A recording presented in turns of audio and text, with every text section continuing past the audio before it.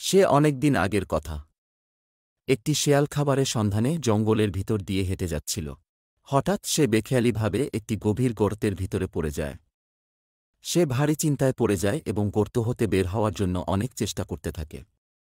হঠাৎ করে একটি ছাগল গর্তের কাছে চলে আসে এবং শেয়ালকে গর্তের ভিতরে লাফাতে দেখে জিজ্ঞেস করে।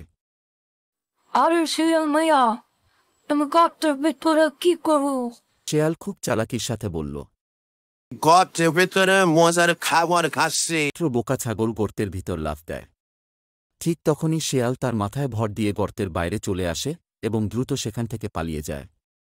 ছাগলের আর কি করা, সে তখন গর্তের ভিতরে লাফাতে থাকল। এদিকে শেয়াল বেচারা তো মহা খুশি। সে মনে মনে ভাবতে থাকে, এবারের মতো বেঁচে গেলাম।